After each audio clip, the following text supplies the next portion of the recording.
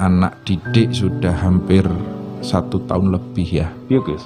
Tidak masuk sekolah secara fisik, tidak tatap muka dengan guru. Iya. Maka menurut saya pesantren ini menjadi solusi pendidikan di tengah-tengah pandemi. Karena di pesantren, yang kedua memang juga anak itu dari pagi, siang, sore dikontrol oleh para kiai, oleh guru-guru kita itu loh. Iya. Jadi pergaulannya ya minimal anak-anak rada keluyuran lah. Oke. Ora keluyuran juga di dalam pesantren anak tidak boleh megang HP. Wah ini yang paling merusak hari ini kan pengaruh daripada HP, pengaruh daripada media sosial. Nah, ini anak-anak itu saya tuh sering ketika melihat anak lulus SD ya, Iya guys. apalagi kalau diundang khataman di TPQ, madrasah diniyah, anak kecil-kecil udah pada hafal juz amma, itu artinya ayem. Iya. Saya ikut bahagia dan bangga. Tetapi di satu sisi masih khawatir. Iya. Ini lepas SD anak ini bagaimana gitu loh. Kemana gitu ya? Iya, kalau ini tidak kita jaga betul, Oke. rusak anak-anak itu. Anak-anak itu pikirannya masih jernih, clear. Saatnya dimasuki ayat-ayat Al-Quran, dawuh Kanjeng Nabi, dimasuki ilmu-ilmu yang bermanfaat. Tapi kalau anak tinggal di rumah, otak ini serasa menjadi bak sampah. Tiap hari hanya dimasukin TikTok hari ini. Iya kan? Snack. Iya, snack dimasukin film, masukin netron. Oke. Hanya dicekokin seperti itu terus. Anak-anak hanya menjadi bak sampahnya teknologi. Ini yang kita eman-eman betul. Iya. Maka berkorbanlah sementara demi keselamatan dan masa depan anak-anak kita. Ini butuh ketegasan dari orang tua. Orang tua harus ikhlas, harus tegas, itu loh. Yang pesantren kita akui masih banyak yang mungkin kalau dilihat standar kelayakannya masih di bawah. Satu kamar kapasitasnya 10 orang bisa dihuni 20 orang gitu. Wah, itu memang pesantren seperti itu. Itu ya. loh. Saya sering ngasih nasihat kepada santri baru dan wali santrinya. Dek, bayangkan yang paling gak enak di pesantren apa? Jangan kamu bayangkan enaknya. Di pesantren itu gak ada enaknya, saya bilang. Tidur di pesantren gak ada kasurnya. Sak geledak-geledak. Sekamar bisa umpek-umpekan. Makan tiap hari cuman sama sayur terong. Jangan kamu bayangkan ada paha ayam di pesantren. Itu. Mandi antri. Serkoso lah.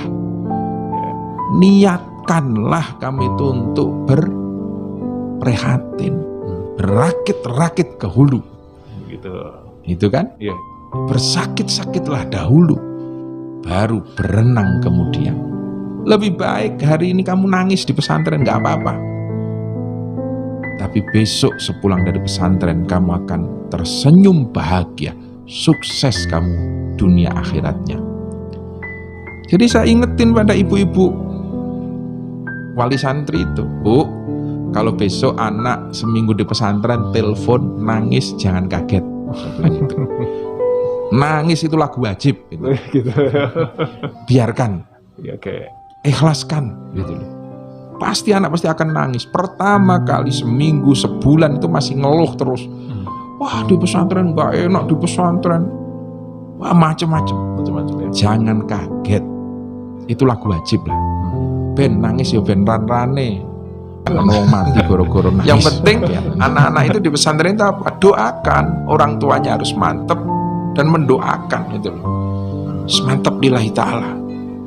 Anak ini akan berjuang untuk menolong agama Allah, yansurkumullah, maka Allah akan menolong anak-anak kita di pesantren. Amin. Anak-anak akan diberikan kesehatan, diberikan kekuatan. Dan nanti kalau kita panen, ke depan yang akan beruntung juga orang tuanya kan, memiliki anak-anak yang solih, yang solihah itu loh.